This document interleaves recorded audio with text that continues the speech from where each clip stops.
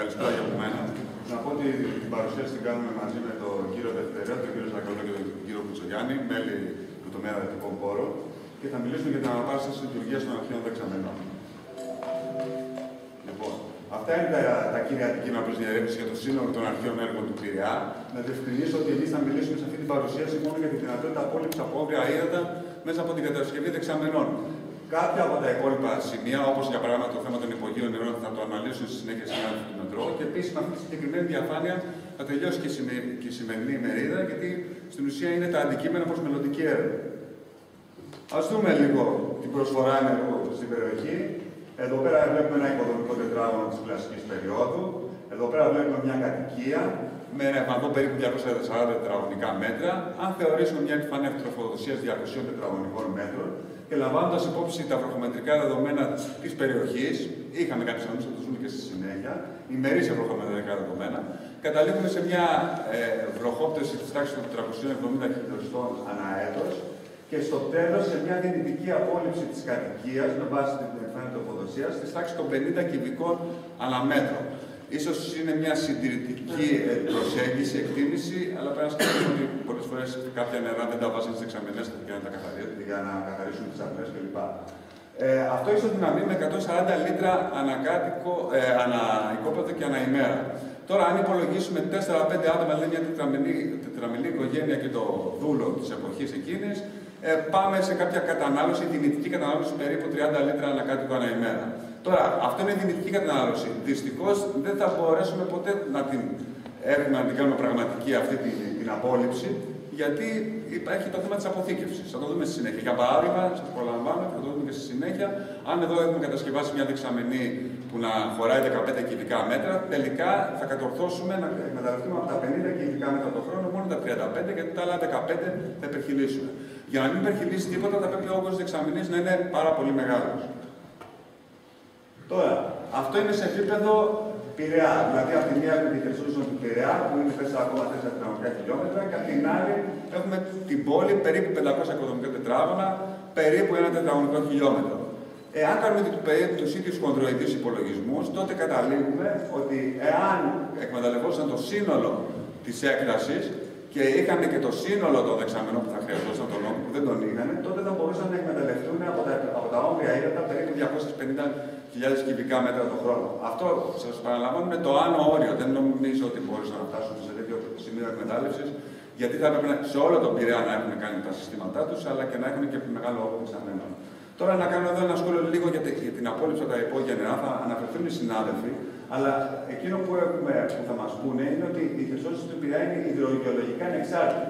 Οι υπόγειοι τροφορείς δεν τροφοδοτούνται από την υπόλοιπη περιοχή. Άρα, κάνοντας πάλι κάποιους χονδροειδείς υπολογισμούς και βάζοντας ένα συντελεστή κατοίκησης στη τάξη του 5%, τότε καταλήγουμε ότι σε αιτήσια βάση αυτή η τροφοδότηση των υπογείων τροφορέων δεν μπορεί να είναι πολύ μεγαλύτερη από 80.000 κυβικά μέτρα το χρόνο. Τώρα, πάμε να δούμε την εκτίμηση των αναγκών σε νερό. Καταρχάς, τι νερό χρειαζόμαστε σήμερα, στη σημερινή εποχή.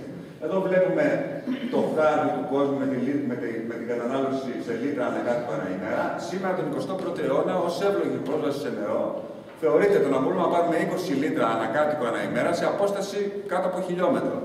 Να πούμε ότι περίπου 700 εκατομμύρια άνθρωποι στον κόσμο δεν πληρούν αυτές τις συνθήκες, δηλαδή παίρνουν πολύ λιγότερα λίτρα, είναι πολύ μεγαλύτερη η απόσταση. Και να πάμε λίγο στη βιβλιογραφία, κάνοντας μια βιβλιογραφική επισκόπηση, βλέπουμε ότι σε εργασίες σχετικές η κατανάλωση στις αρχαίες πόλεις εκτιμάται από 10 έως 20 λίτρα ανακάτοικο ανά ημέρα. Ευτυχώς έχουμε τη μαρτυρία του Πλούταρχου, την περιγραφή του Πλούταρχου και τους νόμους του Σόλωνα περί της διαχείρισης των υπογείων νερών. Και βλέπουμε εδώ πέρα ότι γράφει ο Σόλωνας ότι αν κάποιος κάψει στην αυλή του ένα πηγάδι 18 μέτρα και δεν βρει νερό, τότε μπορεί να πάρει από το γείτονά του περίπου 40 λίτρα την ημέρα. Αυτό περίπου τον 6ο αιώνα π.Χ. Άρα, αν θεωρήσουμε μια τετραμελή οικογένεια εκείνης της εποχής, ο Σόλωνας θεωρεί ότι το ελάχιστο που μπορεί να καλύψει κάποιες στοιχειώδεις συστατικές ανάγκες είναι περίπου το 10 λίτρα ανακάτοικο ανά ημέρα. Τώρα, αν πάμε στη ρωμαϊκή εποχή, κάναμε μια μελέτη σε κάποιο γραφείο του Φροντίνου εδώ πέρα. Αν πάμε λοιπόν στη ρωμαϊκή εποχή, τα πράγματα αλλάζουν πάρα πολύ. Εδώ πέρα βλέπουμε την κατανάλωση της αρχαίας Ρώμης Γενικά στις γειτονιές της μεσαίας τάξης, ας το πούμε έτσι, η κατανάλωση υπολογίζεται με βάση αναλυτικά στοιχεία από την Οφροτίνους περίπου στα 85 λίτρα ανακάτοικο ανά ημέρα. Αλλά αν όμως προσθέσουμε σε αυτό και τις δημόσιες καταναλώσεις νερού που είχαν πρόσβαση οι κάτοικοι, δηλαδή αυτές είναι λουτρά, συντριβάνια ή ναυμαγίες που ήταν ένα από τα αγαπημένα θεάματα των Ρωμαίων, τότε πρέπει να προσθέσουμε σε αυτή την κατανάλωση ακόμα 200 λίτρα ανακάτοικο ανά ημέρα. Να σχολιάσω ότι και οι δύο ποσότητες, δηλαδή οι δεξαμενές για τη μεσαία τάξη, αλλά και τα δημόσια έργα και οι δημόσιες κλήσεις νερού είναι ένα πολύ μικρό κομμάτι της συνολικής κατανάλωσης της Ρώμης, όπου τεράστιες ποσότητες νερού πηγαίνανε στον Αυτοκράτορα, στη μεγαλοαστική τάξη, σε στρατόπεδα, σε δούλους που εξυπηρετούσαν τους αυτούς κλπ. Πάμε τώρα, άρα, λαμβάνοντας υπόψη όλα αυτά, θα διακινδυνεύσουμε κάποιες πολύ χοντρικές εκτιμήσεις για το σύνολο του Πειραιά. Ας πούμε ότι έχουμε καταναλώσεις, θεωρήσουμε ότι είχαν από 20 έως 60 λίτρα ανακάτοικο ανά ημέρα από την κλασική εποχή μέχρι τους ρωμαϊκούς χρόνους. Με βάση τα 500 οικοδομικά τετράγωνα και με βάση 5 άτομα ανά οικόπεδο, τότε μπορούμε να πούμε ότι σε πλήρη ανάπτυξη η πόλη αυτή θα είχε περίπου 20.000 κατοίκους και 5.000 επισκέπτες, γιατί υπήρχε το λιμάνι. Τώρα δεν είμαστε και βέβαιοι αν υπήρξε ποτέ σε πλήρη ανάπτυξη αυτή η πόλη, αλλά αυτό που θα πούμε τώρα εδώ πέρα είναι και αυτό ένα άνω όριο. Δηλαδή, μιλάμε για ποσότητες της τάξης, αν μιλήσουμε για την ελάχιστη κατανάλωση των 20 λίτρων ανακάτοικο ανά ημέρα, περίπου στα 200.000 χιλικά, 180.000 χιλικά. Ποσότητα βέβαια που τριπλασιάζεται εάν πάμε σε καταναλώσεις της τάξης των 60 λίτρων ανακάτοικο ανά ημέρα. Βέβαια, εφόσον υπάρχει η ρωμαϊκή πόλη, θα πρέπει να υπολογίσουμε σε αυτή την ποσότητα και καταναλώσεις για δημόσια, για λουτρά, για συντριβάνια κλπ. Τώρα, αυτό εδώ είναι πολύ απλουστευμένο υδρολογικό μοντέλο με βάση προκόπτωση και εξάρτηση και φαίνεται τροφοδοσία. Εκτιμάμε μια ημερήσια ιστορία στη δεξαμενή και με βάση τον όγκο τη δεξαμενή και την ημερήσια απόρριψη μπορούμε να έχουμε στοιχεία για το απόθεμα τη δεξαμενή, τυχόν υπερχιλήσεις ή ελλείμματα. Τώρα, η προσωμείωση τη λειτουργία σε υπερηκτήσια βάση έγινε με τη χρήση ημερήσιων προκομματικών δεδομένων 82 ετών. Δεν παράξαμε τι τέτοιες χρονοσίες, δεν το θεωρήσαμε αναγκαίο για τις ανάγκες αυτής της προσέγγισης και εξετάστηκαν διάφορα σενάρια όπλου δεξαμενής και ημερήσια ζήτηση. Τώρα, αυτό που θα ακούσετε στη συνέχεια αρκετές φορές είναι το ποσοστό των ημερών με έλλειμμα. Δηλαδή, με βάση τη συγκεκριμένη δεξαμενή και τη συγκεκριμένη ζήτηση, πόσο της 100 των ημερών δεν μπόρεσε το σύστημα να τροφοδοτήσει τις ανάγκες. Εδώ πέρα είναι το υδρολογικό μοντέλο, τα 82 χρόνια ημερήσια προφώτωση. Εδώ εκτιμούμε τις εισρωές. Παρατηρούμε ότι πολλές φορές οι εισρωές μπορεί να είναι σε μια μέρα να γεμίσει η δεξαμενή το 15 περίπου κυβικό που είπαμε, έτσι με την προφώτωση μόνο μια ημέρα. Με βάση αυτό το μοντέλο προκύπτουν όλα αυτά που είπαμε μέχρι τώρα, δηλαδή περίπου τα 50 κυβικά μέτρα ανά οικόπεδο ή 140 λίτρα ανά ημέρα. Και εδώ που μπορούμε να δούμε σε μηνιαία βάση είναι αυτό που γνωρίζουμε, ότι οι μεγάλες εισρωές προφανώς συμβαίνουν το χειμώνα, το καλοκαίρι δεν έχουμε καθόλου εισρωές. Αυτό σημαίνει ότι χρειαζόμαστε αποθηκευτικό όγκο έτσι ώστε να ταμιεύουμε τις χειμωνιάτικες εισρωές για να κλειδώσουμε το καλοκαίρι. Τώρα, ας ξεκινήσουμε μια προσωμείωση λειτουργίας. Ας πούμε ότι έχουμε το οικόπεδό μας, είναι 200 τετραγωνικά μέτρα, του φτιάχνουμε μια δεξαμενή 15 κυβικά μέτρα και προσπαθούμε να πάρουμε από το σύστημα όλο όσο μπορεί να μας προσφέρει, δηλαδή και τα 140 λίτρα ανά ημέρα. Τότε, εδώ πέρα, σε αυτό το διάγραμμα φαίνεται το ημερήσιο απόθεμα της δεξαμενής. Βλέπουμε ότι το όριο της είναι τα 15 κυβικά. Υπάρχουν εποχές που παρέμβει άδεια κλπ. Οι υπερχιλήσεις είναι πάρα πολύ σημαντικές, είναι πάρα πολλές. Και εδώ πέρα βλέπουμε με κόκκινο είναι το ημερήσιο έλλειμμα. Όλες αυτές τις ημέρες που βλέπετε είχαμε έλλειμμα, δηλαδή μπορούσαμε να καλύψουμε αυτή τη συζήτηση. Τώρα, το ποσοστό των ημερών με έλλειμμα σε αυτήν την περίπτωση είναι 28%. Κυρίως σε καλοκαιρινές, προφανώς σε καλοκαιρινές περιόδους. Άρα έχουμε ένα σημαντικό πρόβλημα. Δεν μπορούμε με τα 15 κυβικά να έχουμε μια επαρκή ίδρυυση για αυτή την ποσότητα των 140 λίτρων την ημέρα. Και επίσης βλέπουμε ότι από τα 50 κυβικά που δυνητικά θα μπορούσαμε να πάρουμε, τα 15 κυβικά μας υπερχείλησαν. Δηλαδή μιλάμε τα 35.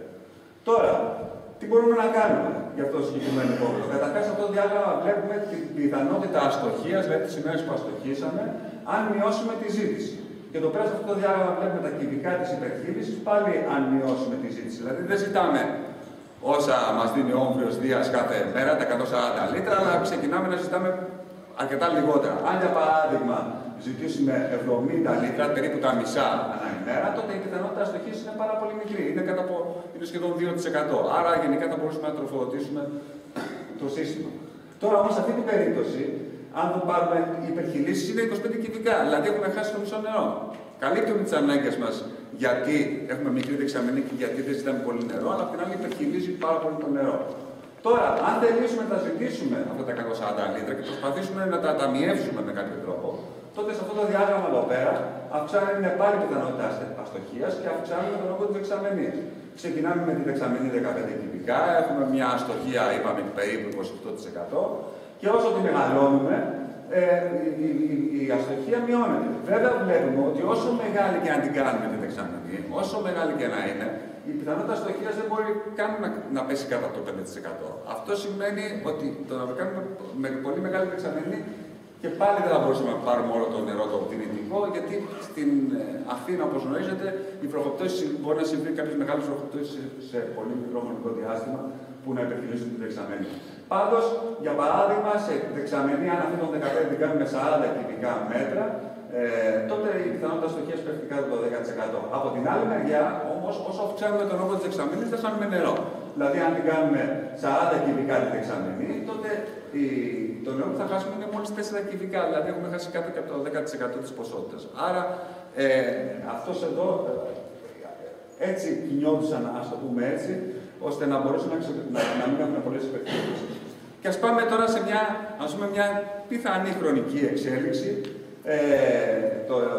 των κατασκευών. Σε αυτό το διάγραμμα έχουμε στο κατακόρυφο άξονα των ποσοστών των ημερών την έλλειμμα, λέει την αστοχία.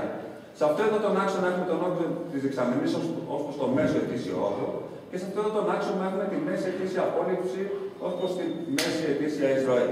Για παράδειγμα, θα ξεκινήσουμε από το γνωστό μας παράδειγμα, όπου έχουμε τα 200 τετραγωνικά μέτρα, έχουμε μια δεξαμενή που είναι 15 κυβικά, άρα είναι περίπου στο 30% της εισρωής.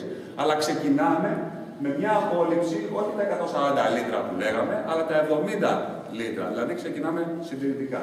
Τότε λοιπόν, σε αυτή την περίπτωση, το ποσοστό ημερών με έλλειμμα, η πιθανότητα αστοχίας είναι 1,5%. Αν περάσουν οι δεκαετίες και θελήσουμε να ανεβάσουμε το βιωτικό μας επίπεδο, τότε θα πρέπει να αυξήσουμε την απόλυψη.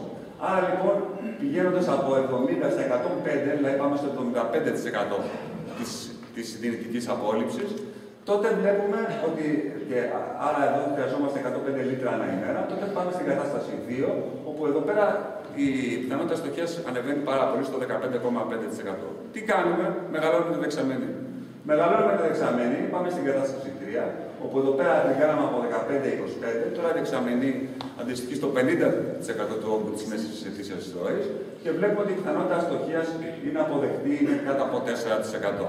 Αν θα συνεχίσουμε και θέλουμε τώρα να ξαναυξήσουμε τις ανάγκες μας, γιατί άλλαξε πάλι το βιωτικό μας επίπεδο, τότε με αυτή τη δεξαμενή πάμε στην κατάσταση 4, όπου ζητάμε πια τα 140 λίτρα ανά ημέρα και δεν μπορούμε να τα πάρουμε βέβαια, γιατί η πιθανότητα απόλυψης με δεξαμενή 25 κυβικών είναι περίπου στο 16%. Δηλαδή το ποσοστό των ημερών με έλλειμμα είναι περίπου στο 16%.